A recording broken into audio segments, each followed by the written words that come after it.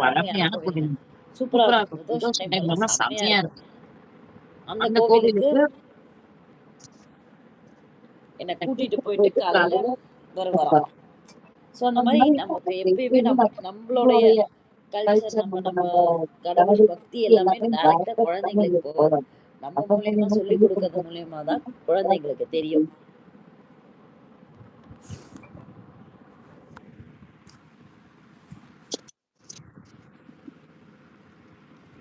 கோவிலோட வரலாறு தான் சொன்னாங்க. ரொம்ப நல்லா இருந்தது. ஸோ அந்த கோவில பத்தி நான் இன்னும் தெரிஞ்சுக்கணும்னு விரும்புறேன். இது டைம் கிடைக்கும்போது அந்த கோவில்ல பூசாரி வந்து நமக்கு தெரிஞ்சவர் தான். அவர்கிட்ட ஃப்ரீயா இருக்கும்போது நான் கேட்டு தெரிஞ்சுக்கிட்டு, உள்ள இன்னும் நெறைய இன்ஃபர்மேஷன்லாம் இருந்ததுன்னா, நான் உங்களுக்கு ஷேர் பண்றேன். Thank you so much. Srini சொன்ன சொன்ன மாரி மாரி நெறைய நெறைய விஷயங்கள் விஷயம் இருக்குன்னு சொன்னாரு. உண்மதாங்க. அந்த கோவிலோட வரலாறு தெரிஞ்சுக்கணும்னா வந்து நமக்கு நேரம் பத்தாது. அதேபோல எங்க வீட்டு பக்கத்துல வந்து எங்க வீட்லருந்து கொஞ்சம் தூரம் போனீங்கன்னா சூளை அங்காளம்மன் கோவில் இருக்கும். ரொம்ப ஃபேமஸ்ங்க. எங்க வீடு வந்து பார்த்தீங்கன்னா, நாங்க இங்க அயனாவரம் இஎஸ்ஐ ஹாஸ்பிட்டல் வர்றதுக்கு முன்னாடி எங்க வீடு வந்து சூளையில தான் இருந்தா. அங்க வந்து அந்த அந்த அந்த கோவிலோட சாமி வந்து அவ்ளோ பவர். நமக்கு நெறைய கோவில் இருக்குங்க. நெறைய கோவிலோட வரலாறு நமக்கு தெரிய மாட்டேங்குது. அதேபோல திருவொற்றியூர்ல சக்தி பீடம். எவ்வளவோ கோவில் இருக்கு. ஒவ்வொரு கோவிலோட வரலாறும் நம்ம கண்டிப்பா தெரிஞ்சுக்கணும். நம்ம தெரிஞ்சுக்கிறது மாத்திரம் இல்ல, நம்ம பிள்ளைங்களுக்கு வந்து சொல்லணும். அப்பதான் வந்து குழந்தைங்களுக்கு தெரியும். எதுவுமே வந்து அவங்களுக்கு எதுவுமே வந்து டைரக்ட்டா தெரியாது. இன்னைக்கு தேவையில்லாத விஷயங்கள தெரிஞ்சுக்கிற குழந்தைகள், அது எந்த மதமா இருந்தாலும் சரி, அது இந்து மார்க்கமா இருந்தாலும் சரி, கிறிஸ்டினா இருந்தாலும் சரி, முஸ்லீமா இருந்தாலும், அவங்களுடைய மதத்தோடைய அ நல்ல விஷயங்கள வந்து குழந்தைங்களுக்கு சொல்லிக் குடுக்கணும். அப்ப சொல்லிக் குடுக்கும்போது மாத்திரம் தான் ஒழுக்கமான வாழ்க்கைய அவங்களால வாழ முடியும். அதேபோல இந்த ஆடி மாசத்துல சொல்ல வேண்டிய விஷயங்கள் நெறைய இருக்குங்க. ஒரு விஷயம், 2 விஷயம்னு இல்ல.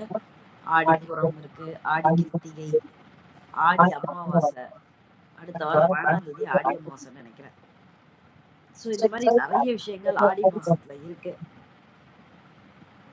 ஆடி மாசம்னாலே அம்மனுக்கு உகந்த மாசம் தானே! நமக்கு வந்து தெரிஞ்சது என்னமோ 5 வாரம் ஆடி மாசம்னு இருக்கும். ஆனா பெரியம்பாளையத்துல 10 வாரமா ஆடி ஆடி மாசம்ன்ற மாரி கணக்கு வச்சு கூழ் ஊத்துவாங்களாம். 10வது வாரம்லாம் பார்த்தீங்கன்னா, அவ்ளோ கூட்டமும் ஒண்ணா சேருமாம். அவ்வளோ ஊர் பக்கத்துல இருக்க ஊர்லாம் இருக்கு பார்த்தீங்களா?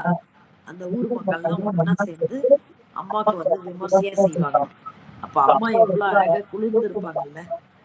உண்மையிலே வந்து அ ரொம்ப சிறப்பா இருக்கும் அந்த கோவில். அது என்னமோ எனக்கு தெரியல. பெரியபாளையம்னாலே எனக்கு ரொம்ப ரொம்ப பிடிக்கும்.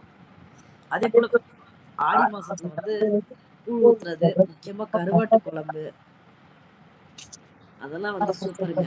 அதுக்கப்புறம் வந்து இப்போ எங்களோட இதுல வந்து பார்த்தீங்களா, ஆடி மாசம் கூழ் ஊத்துறதுல நாங்க காலையில வந்து என்ன பண்ணுவோம், கூழ் ஊத்துவாங்க, கருவாட்டு குழம்பு வச்சுருவாங்க, கீரை வைப்பாங்க.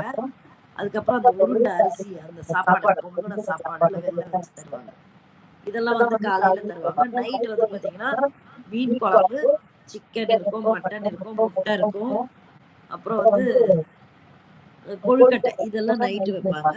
ஆனா நான் வந்து ஒரு ஒரு யூடியூபர் பார்த்தேன். அவங்க சொன்னாங்க, ஆ நான்வெஜ்ஜையும் நைட்டே பகல்லயே குடுத்துருவாங்களாம். ஆ நம்ம வந்து நடுவீட்ல வந்து நடுவீட்டுன்னு சொல்லுவோம் நம்ம இந்து மார்க்கத்துல. நடுவீட்ல வந்து கூழ் வைப்பாங்களாம். அதுக்கப்புறம் வெளியில வந்து கல்லு மாரி வச்சிருக்காங்க. அதான் முனீஸ்வரனுக்கு வைப்போம்ல, அந்த மாரி கல்லு மாரி வச்சு, அதுல வச்சு அம்பாள வந்து அழகா சிங்காரிக்கிறாங்க. அழகா மாலை அது இதுன்னு வச்சு அழகா சிங்காரிச்சு, அதுல வந்து படையல்லாம் வச்சு அழகா பண்றாங்க. அதான் ஒவ்வொருத்தருக்கும் ஒவ்வொரு வழக்கம் இருக்கும்ல. அந்த மாரி அந்த வழக்கம் இருக்கு. அதேபோல எங்க அத்தை இப்ப நெறைய பேருக்கு வந்து பார்த்தீங்கன்னா, தீபாவளி மறுநாள் வந்து நோம்பு இருக்கு.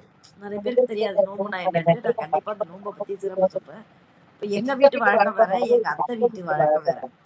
ஸோ அவங்களுடைய ஆ இதுவே வந்து பார்த்தீங்கன்னா, நம்ம அம்மி அரைப்போம்ல, அந்த அம்மில வச்சு அழகா அம்மன் சிலைய சிங்காரிச்சு, அழகா வந்து கும்பிடுவாங்க. அது வந்து ஒவ்வொருத்தரோட வழக்கம். ஸோ இதுவரைக்கும் எனக்கு தெரிஞ்ச விஷயங்கள நான் உங்க கூட பகிர்ந்திருக்கேன். உங்களுக்கு தெரிஞ்ச விஷயங்கள சொல்லுங்க. நாளைக்கு என்ன மாரி ஒரு வீடியோ போடணும்ன்றத சொல்லுங்க. மீண்டும் ஒரு நல்ல ஒரு